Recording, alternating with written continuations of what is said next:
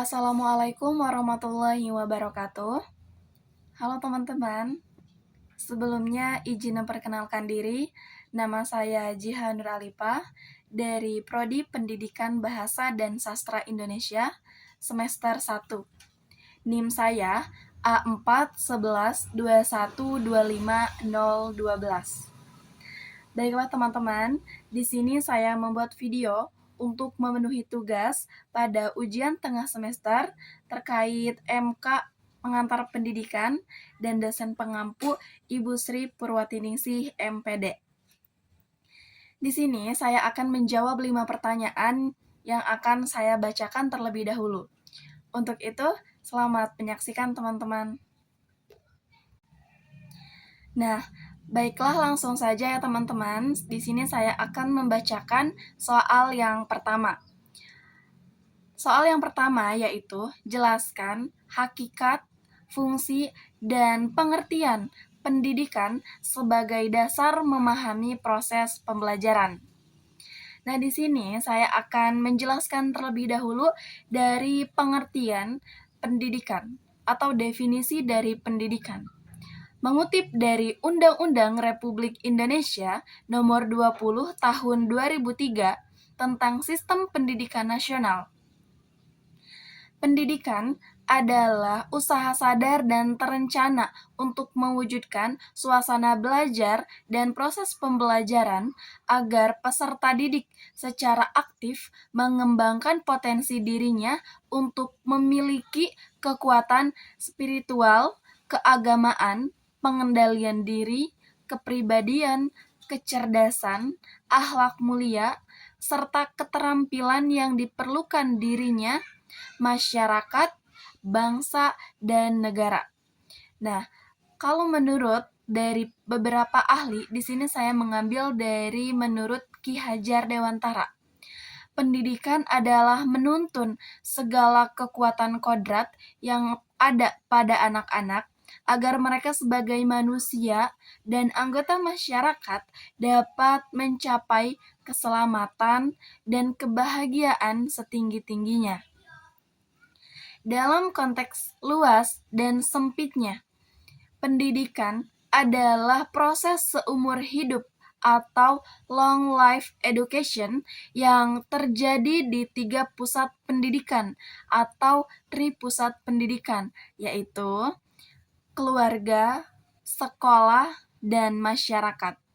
Nah, dalam arti sempitnya, pendidikan seringkali diidentikan hanya dengan pengajaran yang diselenggarakan secara formal di sekolah atau lembaga pendidikan. Nah, di sini dapat disimpulkan secara keseluruhannya dari buku pengantar pendidikan dan jadi menekankan bahwa pendidikan adalah suatu sistem yang kompleks dengan berbagai unsur peserta didik, pendidik, materi, alat, dan lingkungan yang saling terkait untuk mencapai tujuan. Jadi pendidikan adalah prosesnya, entah itu dari aspek keluarga, entah dari faktor-faktor yang dari faktor keluarga, dari sekolah, dari masyarakat. Jadi pendidikan itu adalah proses kita untuk mencapai tujuan. Nah, selanjutnya yaitu hakikat dari pendidikan. Hakikat pendidikan adalah proses memanusiakan manusia atau drijarkara, yaitu usaha menumbuh kembangkan eksistensi peserta didik agar dapat mencapai keselamatan dan kebahagiaan setinggi-tingginya, baik sebagai manusia individu maupun sebagai anggota masyarakat. Pendidikan bersifat holistik atau menyeluruh, meliputi perkembangan budi pekerti, pikiran, dan jasmani. Nah, jadi pada intinya hakikat pendidikan adalah kita sebagai makhluk hidup, sebagai manusia punya hak untuk mendapatkan pendidikan. Selanjutnya yaitu dari fungsi pendidikan. Nah, fungsi pendidikan secara luas adalah peran yang dimainkan oleh lembaga pendidikan, baik secara formal, informal, maupun non-formal, dalam masyarakat untuk mencapai tujuan-tujuan kolektif dan individu. Nah, fungsi-fungsi ini bisa bersifat nyata dan tersembunyi. Misalnya dari fungsi nyata adalah tujuan pendidikan yang secara eksplisit diakui dan diharapkan oleh masyarakat. Misalnya untuk sosialisasi, pengembangan individu, persiapan kerja, pelestarian kebudayaan, dan pencerdasan kehidupan bangsa. Nah, jadi fungsi nyata yaitu kita mendapatkan pendidikan, yaitu untuk kita dapat bersosialisasi dengan baik, untuk mengembangkan diri kita secara lebih baik dari pengembangan potensi, baik itu bakat, minat, kecerdasan, dan keterampilan fungsional sendiri untuk diri kita sendiri. Sehingga bisa membentuk kepribadian kita secara utuh dan secara baik. Nah, juga ada persiapan kerja di mana kita belajar untuk kita menambah skill, untuk kita menambah keterampilan untuk kebutuhan kita di masa depan. Jadi dapat saya simpulkan bahwasanya fungsi dari pendidikan yaitu bergerak dari upaya diri sendiri, dari individu untuk mencapai kedewasaan dan kemandirian hingga peran kolektifnya dalam menjaga stabilitas, pelestarian, dan kemajuan peradaban bangsa. Jadi bukan hanya untuk diri sendiri, tapi untuk keluarga, untuk bangsa, untuk kemajuan apa yang harus diubah dari apa yang sekarang terjadi. Jadi fungsi pendidikan ini sangat penting bagi diri sendiri maupun orang lain. Nah, sehingga relevansi dalam proses pembelajarannya, yaitu proses pembelajaran adalah interaksi antara pendidik dan peserta didik.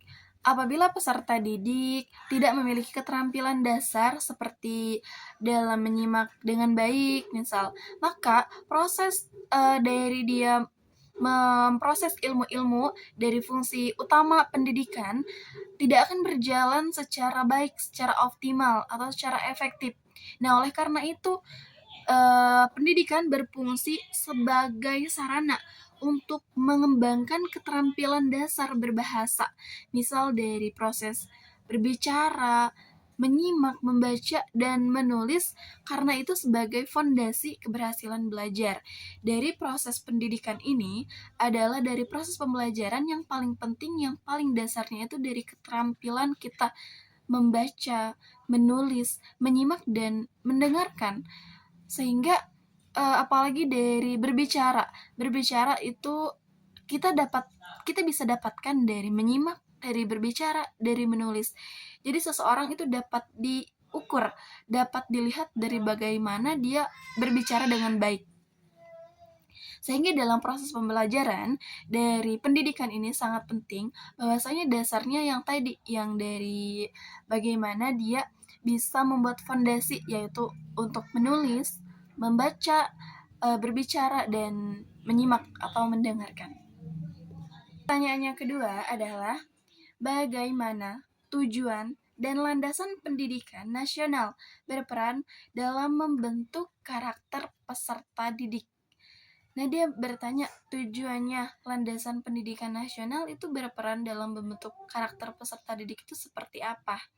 Nah, di sini saya akan menjawab terlebih dahulu dari tujuan dan landasan pendidikan nasionalnya. Nah, tujuan pendidikan nasional dari UU Sisdiknas, pendidikan nasional bertujuan untuk mengembangkan potensi peserta didik agar menjadi manusia yang beriman dan bertakwa kepada Tuhan Yang Maha Esa, berakhlak mulia, sehat, berilmu, cakap, kreatif, mandiri, menjadi warga negara yang demokratis dan bertanggung jawab. Nah, jadi secara eksplisit, Tujuan ini sangat berorientasi pada pembentukan karakter, pada pembentukan diri masing-masing. Jadi, peran landasan pendidikan nasional dalam pembentukan karakter, landasan pendidikan nasional di Indonesia adalah Pancasila. Filosofinya adalah Pancasila. Landasan pendidikan adalah Pancasila dan Undang-Undang 1945. Keduanya ini sangat berperan penting dalam pembentukan karakter. Nah, landasan filosofisnya atau dari Pancasilanya, seluruh nilai luhur Pancasila, ketuhanan, kemanusiaan, persatuan, kerakyatan, dan keadilan sosial menjadi nilai inti yang harus ditanamkan sebagai karakter bangsa. Pendidikan karakter di Indonesia pada dasarnya adalah aktualisasi nilai-nilai Pancasila. Nah, sebagai filosofi sudah terpampang jelas entah di instansi, entah di lembaga, di setiap ruangan-ruangan itu pasti terpampang filosofi, ada Pancasila.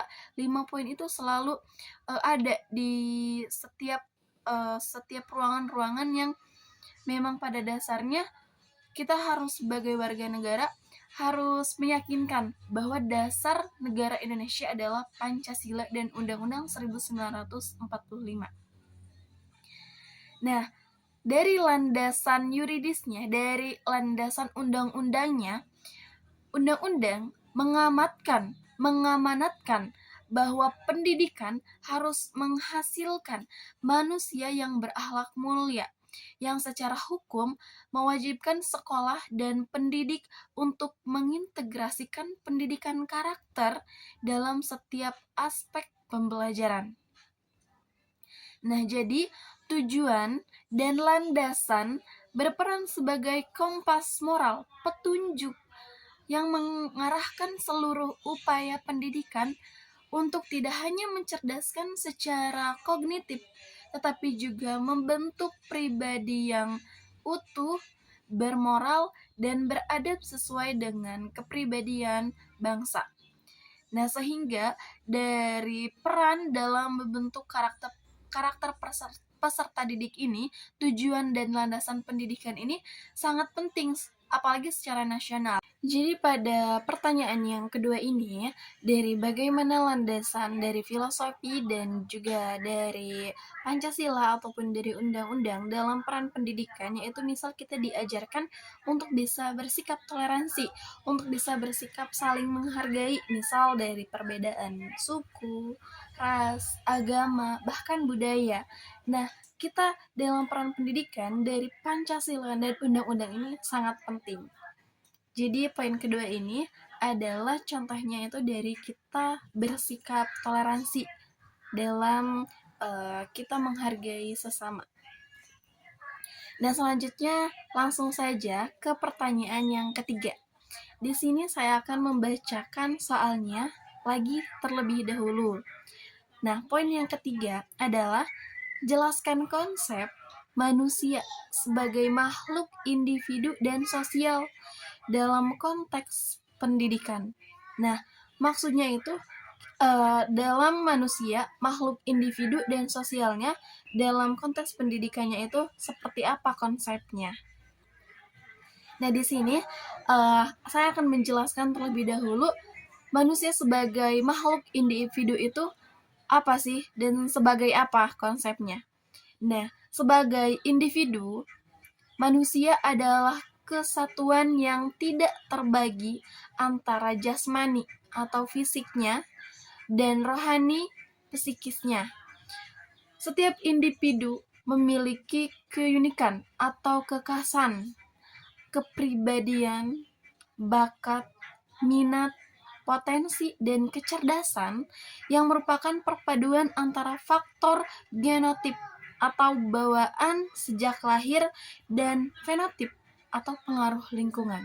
Sehingga dalam konsep pendidikan dari manusia sebagai makhluk individu, perannya dalam pendidikan yaitu bertujuan untuk membantu peserta didik merealisasikan segenap potensi diri, baik jasmani dan rohani, agar menjadi pribadi yang mandiri, bertanggung jawab atas dirinya sendiri, dan memiliki kualitas hidup yang lebih baik. Sehingga pengembangan aspek individualitas ini berfokus pada pembentukan karakter, kemampuan berpikir kritis, serta pengembangan keterampilan sesuai bakatnya masing-masing, sesuai dari individunya masing-masing. Nah, kalau dari manusia sebagai makhluk sosial dalam konsepnya, sebagai makhluk sosial, manusia memiliki dorongan dan kebutuhan untuk berinteraksi serta hidup berkelompok. Manusia tidak dapat hidup sendiri dan selalu membutuhkan bantuan atau interaksi dengan orang lain untuk memenuhi kebutuhannya. Nah, dalam peran pendidikan, manusia sebagai makhluk sosial, yaitu pendidikan memfasilitasi peserta didik untuk belajar hidup bersama atau learning to live together dengan menanamkan nilai-nilai sosial, etika, sopan santun, empati, dan simpati. Proses pendidikannya seperti belajar kelompok, diskusi, dan kegiatan gotong royong melatih kemampuan berinteraksi, berkolaborasi, serta menghargai hak-hak orang lain dan mentaati norma-norma sosial. Nah, dari pengembangannya, aspek sosialitas ini memungkinkan potensi individu berkembang optimal, karena potensi manusia akan berkembang bila ia hidup di tengah-tengah masyarakat. Pada dasarnya ada tri dalam pendidikan atau dalam pembelajaran. Yang pertama yaitu pembelajaran, penelitian, dan pengabdian. Jadi bahwasanya walaupun kita belajar di sekolah, di kampus, pada akhirnya kita akan terjun ke masyarakat, kita akan terjun ke sosial. Jadi peran manusia sebagai makhluk sosial ini adalah akhir dari kita proses belajar, dari proses pendidikan. Nah, seperti itu dari dari manusia sebagai individu dan manusia sebagai makhluk sosial dalam konsep pendidikannya. Sebagai individu dia ingin mengembangkan passion atau bakatnya, skillnya apa, sehingga dia mengembangkannya dengan cara belajar dalam konsep pendidikan ini, dalam konsep landasan pendidikan ini. Nah, dalam konteks manusia sebagai makhluk sosial, yaitu bahwasanya kita akan terjun kembali ke sosial. Kita perlu berinteraksi, kita perlu untuk berkolaborasi, karena bahwasanya manusia tidak bisa hidup sendiri, karena sudah tertera makhluk sosial, itu makhluk yang harus berinteraksi. Manusia membutuhkan manusia lainnya. Langsung saja ke pertanyaan yang selanjutnya, yaitu pertanyaan yang keempat. Saya baca lagi untuk pertanyaannya, yaitu sebutkan dan jelaskan komponen-komponen pendidikan beserta peranannya masing-masing. Nah, komponen-komponennya ada berapa aja sih? Nah, di sini saya akan membacakan atau menjelaskan terlebih dahulu dari komponen-komponen pendidikan langsung beserta peranannya masing-masing. Nah, komponen pendidikan ini adalah komponen-komponen, bagian-bagian dari sistem proses pendidikan yang saling terpadu dan menentukan berhasil atau tidaknya proses pendidikan dalam mencapai tujuan. Jadi komponen atau dasar-dasarnya atau bagian-bagiannya biar lebih terstruktur agar tercapainya proses pembelajaran untuk mencapai tujuan tertentu.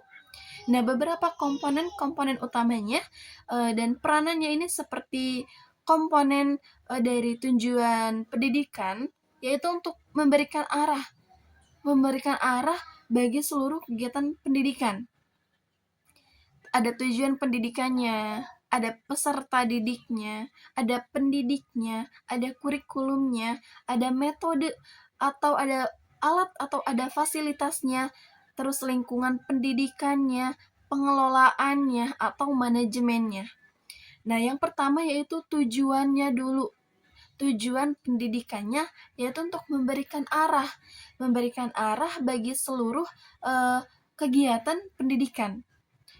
Tujuannya ini berfungsi sebagai sasaran akhir yang harus dicapai dari proses pendidikan, seperti mencerdaskan kehidupan bangsa dan mengembangkan manusia seutuhnya, beriman, bertakwa, berakhlak mulia, dan berpengetahuan. Selanjutnya yaitu adanya peserta didiknya. Peserta didiknya adalah subjek utamanya sekaligus dari objek proses pendidikan. Peranannya adalah belajar dan mengembangkan potensi diri hingga mencapai tujuan pendidikan yang telah ditetapkan. Sebagai peserta didik, sebagai mahasiswa, bahwasanya kita dituntut untuk menyelesaikan tugas yang telah diberikan atau menyelesaikan studi kita, misal kuliah sampai wisuda. Itu tuntutan yang wajib kita selesaikan. Nah, ada pendidik. Pendidik ini misal guru, dosen. Nah, dia bertugas sebagai fasilitator. Sebagai fasilitator atau pembimbing, pengajar, dan motivator. Nah, pendidik ini memiliki peran profesional dalam menyediakan bahan, menciptakan kondisi belajar yang kondusif, mengembangkan potensi peserta didik, dan memberikan teladan moral. Sebagai seorang pendidik, kita dituntut untuk profesional. Pendidik itu dituntut untuk profesional karena dia akan menjadi contoh, dia akan menjadi motivasi bagi pendidik-pendidik yang melihat dia sebagai seorang pendidik, sebagai seorang pengajar. Nah, selanjutnya yaitu adanya kurikulum. Kurikulum ini maksudnya dalam pembelajarannya, materinya, isinya. Nah, ini dia sebagai rancangan, sebagai pedoman atau isi yang harus dipelajari peserta didik. Peranannya adalah mengatur pengalaman belajar, pengetahuan, dan keterampilan yang harus dikuasai oleh peserta didik. Setiap proses pembelajaran, setiap tahunnya pasti adanya kurikulum dan ada perbedaan-perbedaan, kemajuan-kemajuan yang memang harus kita lalui secara bertahap. Selanjutnya adanya metode dan alat atau fasilitas. Nah, metode ini berperan sebagai cara atau strategi penyampaian materi. Misalnya, setiap pendidik atau setiap pengajar itu punya metodenya masing-masing, cara mengajarnya masing-masing. Misalnya dari ceramah, diskusi, atau praktek. Dan alat dan fasilitasnya ini atau sarana dan prasarana berperan menunjang dan mempermudah proses belajar mengajar agar lebih efektif, menarik, dan mencapai tujuan. Dan yang pasti, dalam proses mengajar, alat atau sarana prasarananya ini adanya kelas, adanya kursi, adanya untuk praktek, misal adanya lab, dan sebagainya. Nah, yang selanjutnya yaitu lingkungan pendidikan atau tempatnya. Tempat terselenggaranya pendidikan itu. Misal, dari keluarga, dari sekolah, dari masyarakat. Peranannya adalah sebagai konteks dan sumber belajar yang memberikan pengaruh terhadap perkembangan peserta didik, baik secara langsung maupun tidak langsung. Nah, yang terakhir adalah pengelolaan atau manajemen. Nah, dia peranannya adalah dalam merencanakan, mengorganisasikan, mengarahkan, dan mengendalikan seluruh komponen pendidikan agar berjalan efektif, efisien, dan terpadu untuk mencapai tujuan. Nah, jadi pengelolaannya ini adalah bagaimana untuk mencapai tujuan dari merencanakan, dari mengorganisasikan, mengarahkan. Langsung untuk pertanyaan yang terakhir, yaitu pertanyaan yang kelima. Saya bacakan lagi untuk pertanyaannya, yaitu jelaskan teori atau aliran filsafat pendidikan dan berikan contoh relevansinya dalam praktik pembelajaran di sekolah.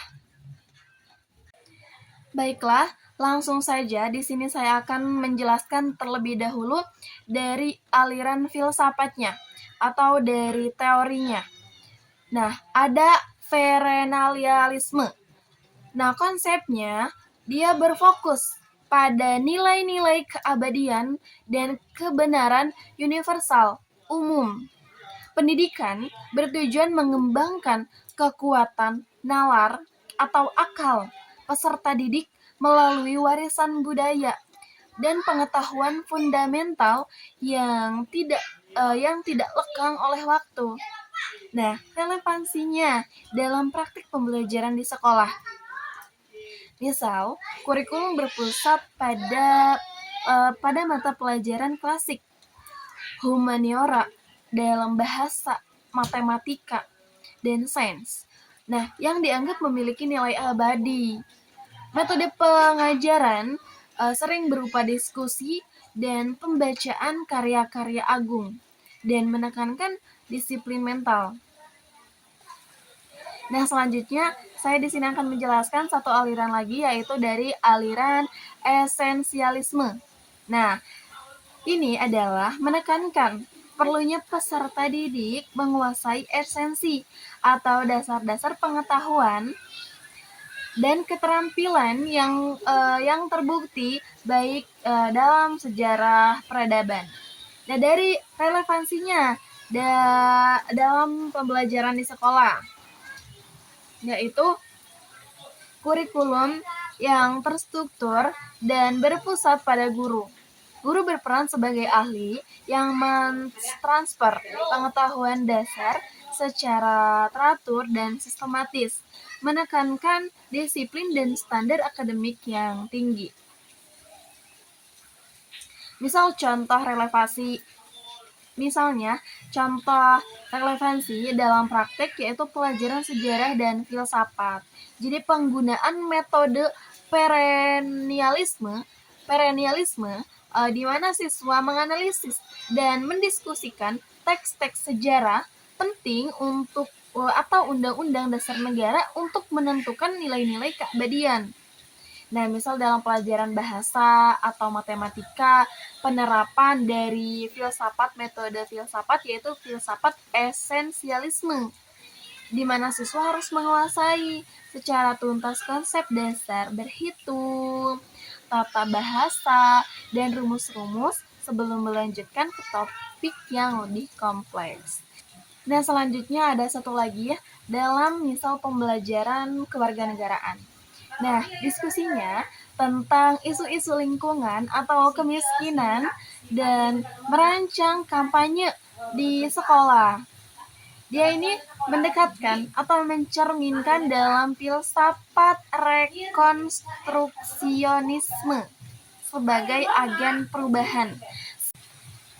Nah, jadi dalam teori atau aliran filsafat pendidikan dan relevansinya nih dalam praktek pembelajaran di sekolah, tadi saya sudah menjelaskan dalam aliran filsafatnya, yaitu dalam pelajaran sejarah, yaitu dalam perennialisme, terus dalam pelajaran bahasa misal esensialisme, dan juga dalam pelajaran kewarganegaraan yaitu rekonstruksionisme.